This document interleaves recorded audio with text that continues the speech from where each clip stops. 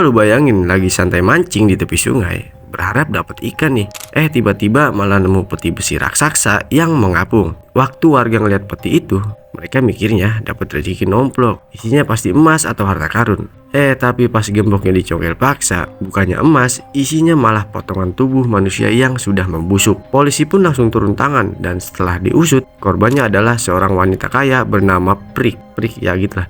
Tapi yang bikin merinding nih, dalang dibalik pembunuhan ini bukan penjahat kaleng-kaleng, melainkan seorang biksu yang paling dihormati saat itu. Nama biksu ini adalah Bun Peng. Luar aslinya, dia ini kelihatan sempurna banget.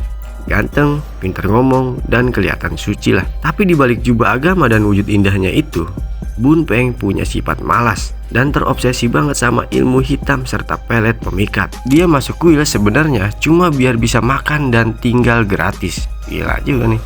Nah, pas jadi biksu, Bun Peng manfaatin posisinya buat jualan jimat pelet ke jamaah wanita yang lagi galau atau punya masalah rumah tangga. Ya salah satunya si Prik ini guys. Prik yang lagi bermasalah sama suaminya minta bantuan jimat ke Bun Peng. Tapi Bun Peng malah memanfaatkan kesempatan itu buat menjalin hubungan gelap. Sampai-sampai si Prik ini hamil.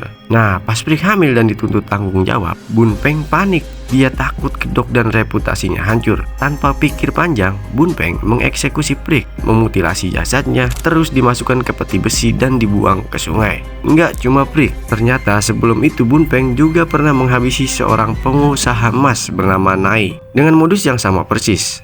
Dimasukkan ke dalam peti besi lalu dibuang ke sungai. Bahkan nih waktu kamarnya diperiksa, polisi nemuin bukti kalau total ada 7 peti besi. Artinya kemungkinan besar korbannya bukan cuma 2 orang. Aksi kejam ini akhirnya terungkap setelah tukang beca yang disuruh membuang peti besi itu buka suara ke polisi. Bun Peng pun tertangkap tanpa perlawanan sama sekali. Nah, bagian yang paling gila nih dari kasus ini adalah pada saat eksekusi pada tahun 1919, waktu mau dipenggal di depan publik, mulut Bun Peng nih komat kamit ngebaca mantra. Pas tebasan pertama, anehnya pedang algojo kayak cuma nyenggol dan membal.